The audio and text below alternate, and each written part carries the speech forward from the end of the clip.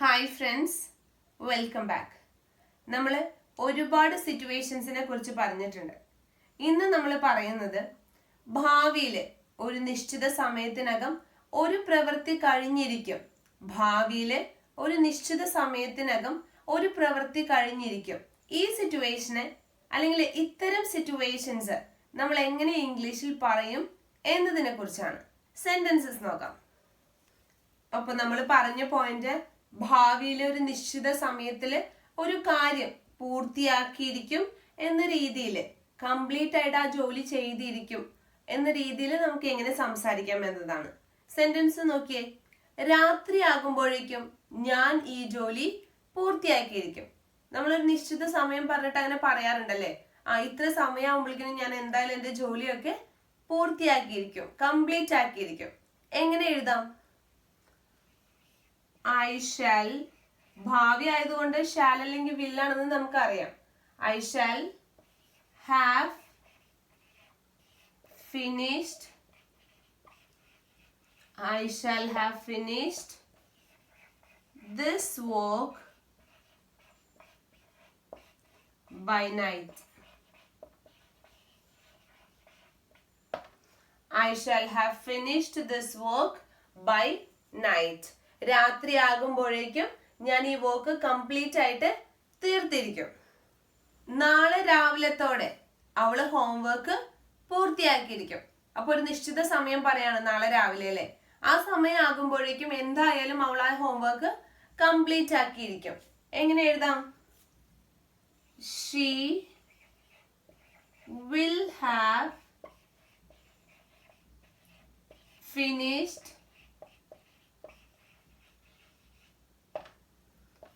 her homework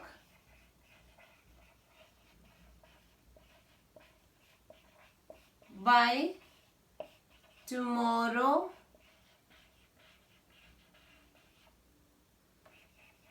morning. She will have finished her homework by tomorrow morning. She will have finished her homework by tomorrow morning. June അവസാനത്തോടെ അവൾ book എഴുതിയിരിക്കും. June അവസാനത്തോടെ അവള് book എഴുതിയിരിക്കും. അപ്പൊ ഒരു കാര്യം ഇത്ര സമയത്തിനകം ചെയ്തിരിക്കും എന്ന രീതിയിലാണ് പറഞ്ഞുകൊണ്ടിരിക്കുന്നത്. അപ്പൊ ഇതെങ്ങനെ എഴുതാം നമുക്ക്? She will have written the book by the end of June. She will have written the book by the end of June. June അവസാനം ആകുമ്പോഴേക്കും അവൾ എന്ത് ചെയ്തിരിക്കും? ആ ബുക്ക് എഴുതി കഴിഞ്ഞിരിക്കും. ഇപ്പൊ നമ്മൾ പറഞ്ഞത് ഭാവിയിൽ ഒരു കാര്യം ഇത്ര സമയത്തിനകം പൂർത്തിയാക്കിയിരിക്കും അല്ലെങ്കിൽ അത് കംപ്ലീറ്റ് ആയിരിക്കും എന്ന രീതിയിലാണ്. ഇനി ഒരു കാര്യം ഭാവിയിൽ ചെയ്തുകൊണ്ടിരിക്കുകയായിരിക്കും, കണ്ടിന്യൂസ് ആണ്, ചെയ്തുകൊണ്ടിരിക്കുകയായിരിക്കും എന്ന അർത്ഥത്തിലാണെങ്കിലോ ഈ സെന്റൻസ് നോക്കിയേ. നാളെ ഈ സമയത്ത് ഞാൻ എഴുതിക്കൊണ്ടിരിക്കുകയായിരിക്കും. കണ്ടോ, ഭാവിയിലെ കാര്യമാണ്, കണ്ടിന്യൂസ് ആണ് പറയുന്നത്. നാളെ ഈ സമയത്ത് ഞാൻ എഴുതിക്കൊണ്ടിരിക്കുകയായിരിക്കും. എങ്ങനെ പറയാം? I will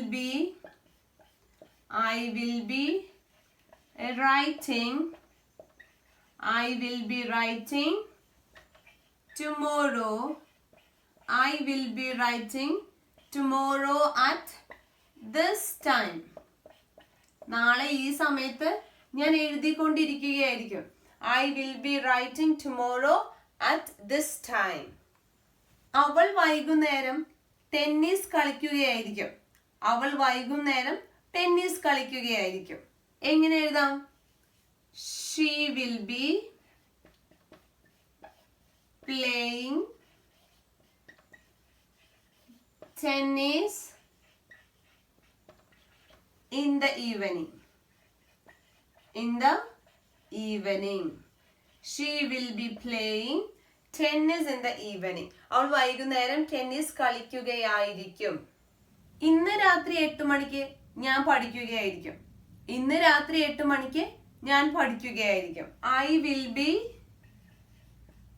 will be studying at 8 o'clock tonight. I will be studying at 8 o'clock tonight. ഇന്ന് രാത്രി 8 മണിക്ക് ഞാൻ പഠിക്കുകയായിരിക്കും. നമ്മൾ ഇന്ന് 2 സിറ്റുവേഷൻസ് ആണ് പറഞ്ഞത്. ആദ്യത്തെ സിറ്റുവേഷൻ ഒരു നിശ്ചിത സമയത്ത് ഒരു കാര്യം കംപ്ലീറ്റ് ആയിരിക്കും, പൂർത്തിയാക്കിയിരിക്കും എന്ന രീതിയിൽ. ഇത്തരം സെന്റൻസുകൾ നമ്മൾ ഫ്യൂച്ചർ പെർഫെക്റ്റ് ടെൻസിലാണ് എഴുതുന്നത്. Future perfect tense. ഇത്തരം ടെൻസ് ഒരു സെന്റൻസ് പാറ്റേൺ ഫോളോ ചെയ്യും. ആദ്യ സബ്ജക്റ്റ് എഴുതും, അതിനുശേഷം will have plus V3. V3 എന്ന് പറഞ്ഞു കഴിഞ്ഞാല് വെർബിന്റെ 3ാമത്തെ രൂപം. രണ്ടാമത് പറഞ്ഞ സിറ്റുവേഷൻ ഭാവിയില് ഒരു കാര്യം ചെയ്തുകൊണ്ടിരിക്കുകയായിരിക്കും, കണ്ടിന്യൂസ് ആണ് അല്ലെ. ഇത്തരം സിറ്റുവേഷൻസ് നമ്മൾ പറയുന്നത് ഫ്യൂച്ചർ കണ്ടിന്യൂസ് ടെൻസിലാണ്. Subject plus will or shall plus be plus ing, verb plus ing. ടെൻസും സ്ട്രക്ചറും അറിയാൻ വേണ്ടി പറഞ്ഞു എന്ന് മാത്രം കേട്ടോ. ഇപ്പൊ 2 സിറ്റുവേഷൻസ് പറഞ്ഞു. ഒരെണ്ണം കംപ്ലീറ്റ് ആയിരിക്കും, ഒരു നിശ്ചിത സമയത്ത് കംപ്ലീറ്റ് ആയിരിക്കും എന്നർത്ഥത്തിലും, മറ്റൊരെണ്ണം ഒരു നിശ്ചിത സമയത്ത് അല്ലെങ്കിൽ ഭാവിയിൽ ഒരു കാര്യം തുടർന്നുകൊണ്ടിരിക്കുകയായിരിക്കും എന്ന സെൻസിലാണ് പറഞ്ഞത്. വീഡിയോ മനസ്സിലായെന്ന് കരുതുന്നു. Thank you.